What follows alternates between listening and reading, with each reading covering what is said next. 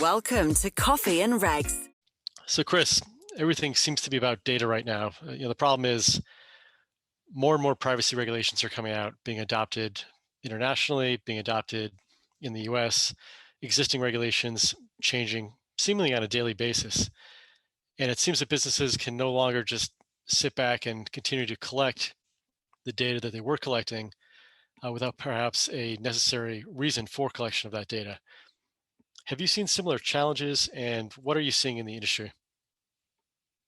Yeah, absolutely. And I think what this really comes down to is concept of data minimization and purpose limitation, which have really been core to the EU privacy regime for a long time, and now certainly kind of emboldened in GDPR.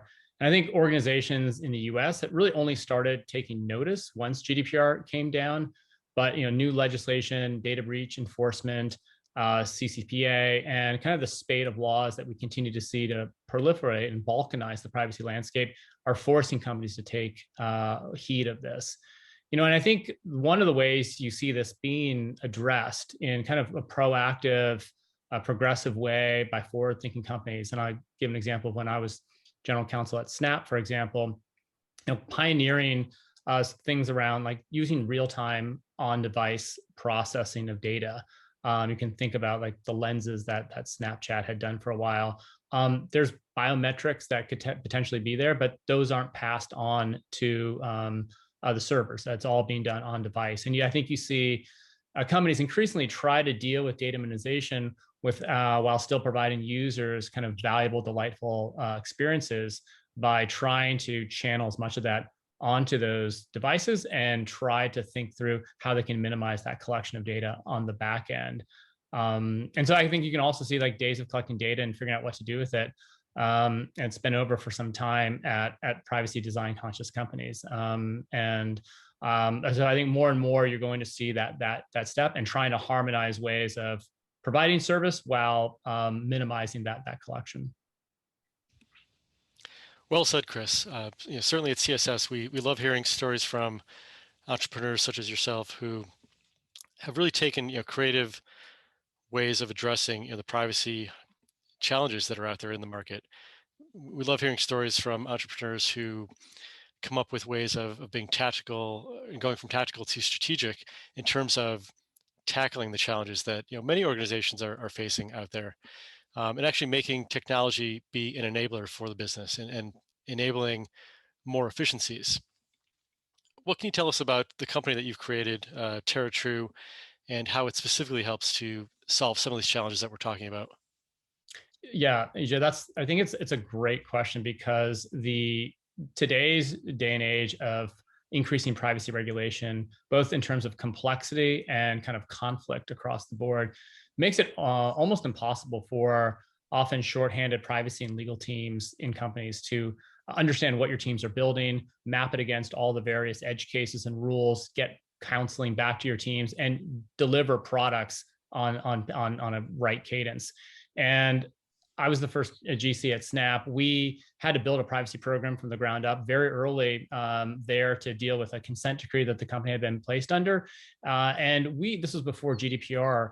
We had several years of experience in really understanding how to bring scalable privacy to fast-moving modern companies. And what we ended up realizing is the only way privacy can scale is by treating privacy not as an adjunct to your product development, this kind of siloed existence that often is kind of consulted at the last minute, if at all, and really woven into the fabric of your software development lifecycle. What we saw at Snap was a record that was unblemished in terms of any audits that came about and really came to be embraced by product and development teams alike.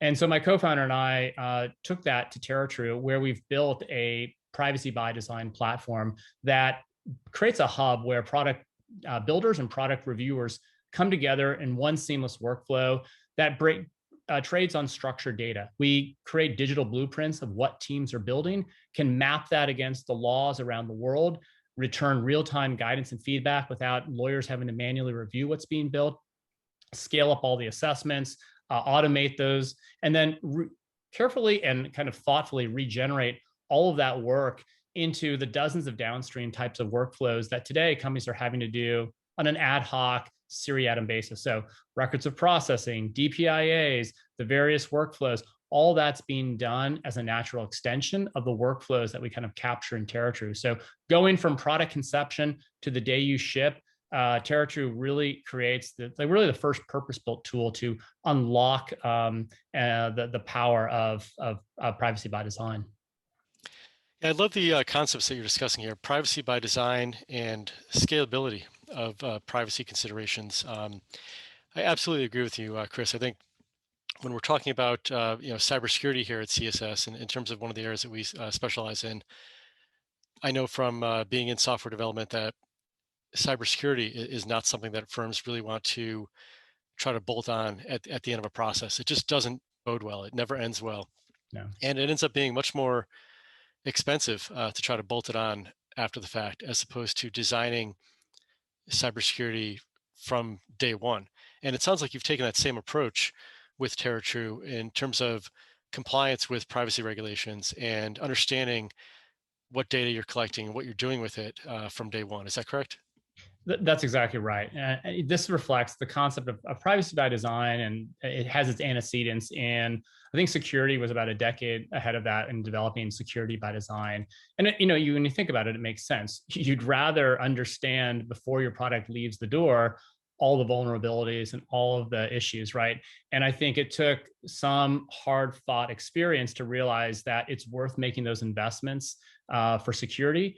And I think privacy now, you're seeing increasingly, both from a regulatory perspective, as well as just a good sense of maintaining goodwill with customers in this day and age, of wanting to ensure that those products that are shipped reflect privacy promoting types of features, the data minimization points that you kind of alluded to at the outset of our conversation.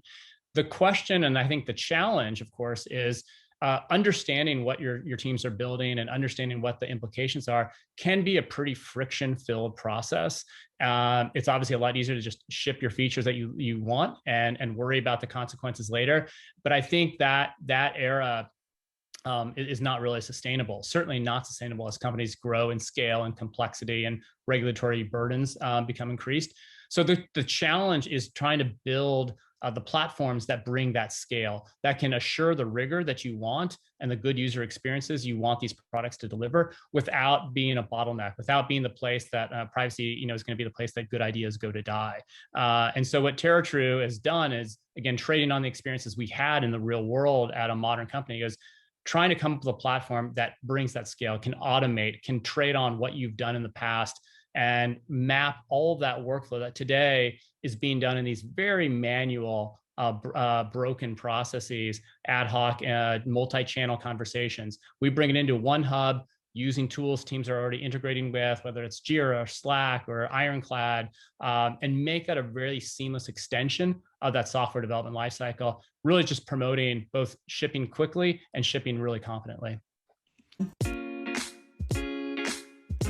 This has been another episode of Coffee and Regs.